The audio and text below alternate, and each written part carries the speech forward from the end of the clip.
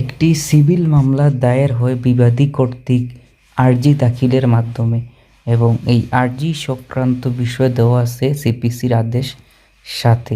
যদিও আর্জি শব্দ বলতে কী বোঝায় সেটির কোনো সংজ্ঞা সিপিসিতে দেওয়া হয়নি, তবে আদেশ 7 পর্যালোচনা করলে বোঝা যায় আর্জি হচ্ছে বাদীর একটি দলিল যেখানে সে বিবাদীর প্রতি যে সমস্ত অভিযোগ আছে সেগুলো উল্লেখ করে এবং আদালতের কাছে কী প্রার্থনা করছে বা আদালতের কাছে কী প্রতিকার চাচ্ছে সেটি উল্লেখ করে।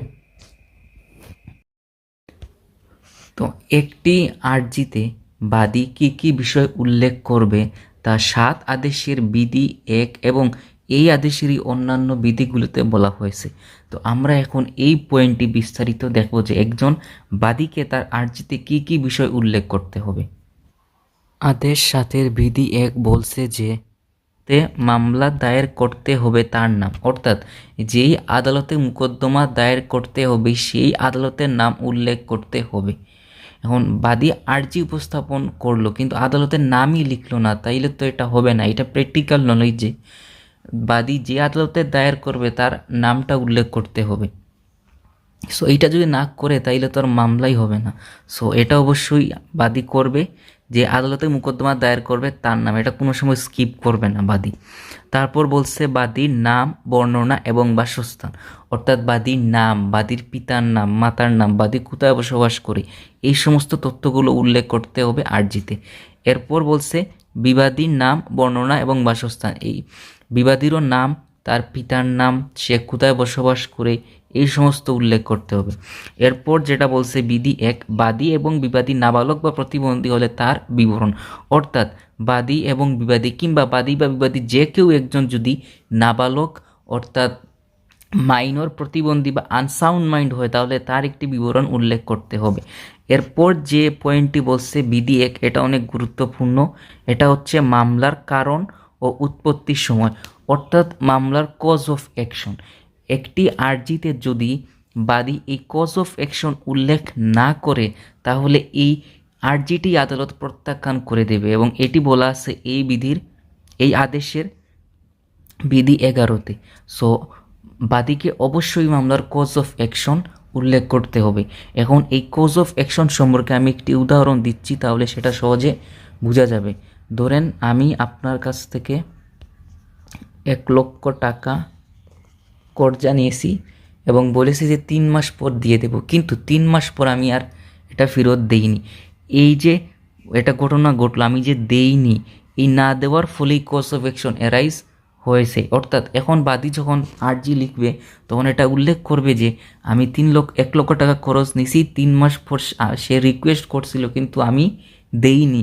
এই যে আমি দেইনি, অস্বীকার করছি, এটি হচ্ছে কজ অফ অ্যাকশনের অ্যারোজমেন্ট বা কজ অফ অ্যাকশন এখানেই উদ্ভব হয়েছে। সো একটি আর্জিতে যখন বাদী তার ঘটনাগুলো বলবে তাহলে এই ঘটনাতে অবশ্যই একটি কজ অফ অ্যাকশন থাকতে হবে। বাদী যদি শুধু গল্পই বলে যায় তাইলে সেটা আদালত রিজেক্ট করে দেবে। একটি আর্জিতে বাদীকে অবভিয়াসলি কজ অফ অ্যাকশন উল্লেখ করতে হবে, না হয় আদালত সেটা এই আদেশেরই বিধি 11 আলোকে এটাকে রিজেকশন করে দেবে। সো কজ অফ অ্যাকশন খুবই গুরুত্বপূর্ণ একটি আর্জি তৈরিতে, এবং আমরা যখন একটি আর্জি ড্রাফট করব তখন এই কজ অফ অ্যাকশনটি আমরা সহজে আরও বুঝতে পারব। এরপর বলছে আদালতের এখতিয়ার নির্ধারণের জন্য তথ্যসমূহ, অর্থাৎ বাদীকে তার আর্জিতে আদালতের আঞ্চলিক এখতিয়ার যে আছে এইটা উল্লেখ করতে হবে, আদালতের যে আর্থিক এখতিয়ার আছে সেটা উল্লেখ করতে হবে। তারপর যেটা বলছে এটাও খুবই গুরুত্বপূর্ণ পয়েন্ট, সেটা বলছে বাদীর দাবিকৃত প্রতিকার, অর্থাৎ এই যে বাদী তার এইখানে কজ অফ অ্যাকশন উল্লেখ করলো, এই কজ অফ অ্যাকশন অ্যারোজ হয়েছে, ঠিক আছে। এখন এই কজ অফ অ্যাকশনের পরিপ্রেক্ষিতে সে আদালতের কাছে কী প্রার্থনা করছে, আদালতের কাছে কী প্রতিকার চাইছে সেটা উল্লেখ করতে হবে। আমি যদি আবার আগের উদাহরণটাই ধরি, যেমন এই যে ধরে আমি যে কর্জা নিয়েছিলাম আপনার কাছ থেকে কিন্তু এটা ফেরত দেইনি, সো বাদী অবশ্যই এটা আর্জিতে উল্লেখ করবে এবং এটা উল্লেখ করবে যে আমি এই 3 লক্ষ টাকা ফেরত চাই এবং এই মর্মে একটি ডিক্রি পাস করা হোক। এটাই হচ্ছে বাদীর প্রতিকার। আর এই কজ অফ অ্যাকশন বা ফ্যাক্ট এগুলো বর্ণনা করার পর বাদীকে অবশ্যই আর্জিতে প্রার্থনা উল্লেখ করতে হবে। প্রার্থনা যদি উল্লেখ না করে তাহলে আর্জির কোনো মানেই থাকলো না, সে কেন আদালতে মামলা দায়ের করলো, এটার কোনো বাস্তবতাই থাকলো না। সো তাকে অবশ্যই আর্জিতে এই দাবি বা প্রার্থনাটা উল্লেখ করতে হবে।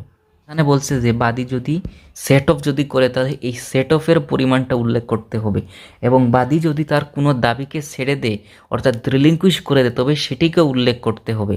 তো সেট অফ সম্পর্কে বিস্তারিত বলা আছে আদেশ 8-এ। যখন আমরা আদেশ 8 দেব তখন সেটা আমরা বোঝার চেষ্টা করব। আদেশ 7-এর জন্য সেট অফ বিস্তারিত জানার প্রয়োজন নেই। পরবর্তীতে যে ইম্পর্ট্যান্ট রুল এটি হচ্ছে অর্থ আদায়ের মোকদ্দমায় আর্জিতে দাবিকৃত অর্থের পরিমাণ যথাযথ উল্লেখ করতে হবে।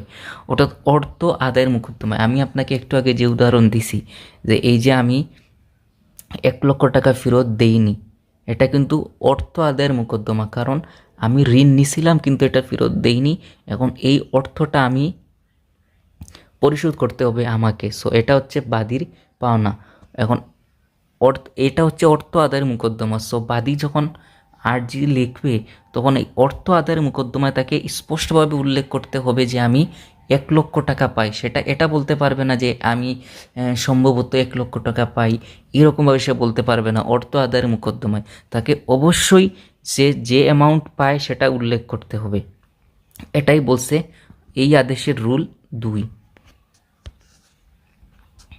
এরপর রুল 3টা অনেক গুরুত্বপূর্ণ। এটা বলছে যে যদি মামলার বিষয়বস্তু ইমুভেবল প্রপার্টি হয় তাহলে এই ইমুভেবল প্রপার্টি শনাক্তকরণের জন্য যে তথ্যগুলো প্রয়োজন সেগুলো বাদীকে তার আর্জিতে উল্লেখ করতে হবে। অর্থাৎ এই জমির ডানে কি আছে, বামে কোন জমি আছে, সামনে কি সরকারি জমি আছে, পিছনে কি স্কুল আছে, এই জমির দাগ নাম্বার কত, এই জমির খতিয়ান নাম্বার কত, মানে যা যা পারা যায় এই জায়গাকে আইডেন্টিফাই করার জন্য, এই ইমুভেবল প্রপার্টিকে আইডেন্টিফাই করার জন্য তা বাদীকে উল্লেখ করতে হবে আর্জিতে।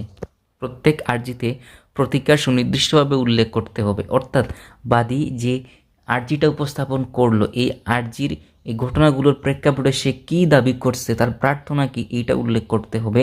এটাই বলছে এই বিধির সাথে।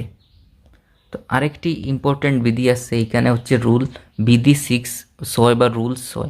এখানে বলছে যে এখানে যেই বিষয়টি এটা আমি সংক্ষেপে বুঝাই যে প্রতিটি মামলা দায়েরের একটি সময় থাকে, এটা তমাদি আইন দ্বারা নির্ধারিত হয় যে আপনার যখন মন চাইবে তখন সেটা মামলা দায়ের করতে পারবেন না। প্রতিটা মামলার জন্য একটা টাইম লিমিট থাকে। সো এই টাইম লিমিট পার হয়ে যাওয়ার পর যদি আপনি এই মোকদ্দমা দায়ের করেন তাহলে আপনি আদালতকে বলতে হবে আপনি কী কারণে এই সময় চলে যাওয়ার পরও আপনি এই মামলা দায়ের করতে পারেন বা ল থেকে বা আইন থেকে আপনি এক্সাম্পশন বা অব্যাহতি পেতে পারেন, সেই কারণটি আপনাকে উল্লেখ করতে হবে। যেমন অর্থ আদায়ের মোকদ্দমার দায়েরের সময়সীমা হচ্ছে 3 বছর। সো এখন 3 বছর পর যদি আপনি আমার বিরুদ্ধে মামলা দায়ের করেন তাহলে আপনাকে অবশ্যই উল্লেখ করতে হবে যে আপনি কেন সেটা দায়ের করতে পারেননি, এবং আপনি এই যেটা কারণ, আপনার যে কারণ, এই কারণটা কি যুক্তিসঙ্গত, এই কারণটার জন্য কি আপনি ল থেকে অব্যাহতি বা এক্সাম্পশন পেতে পারেন, এইটা আপনাকে উল্লেখ করতে হবে। আর এটাই বলছে বিধি 6।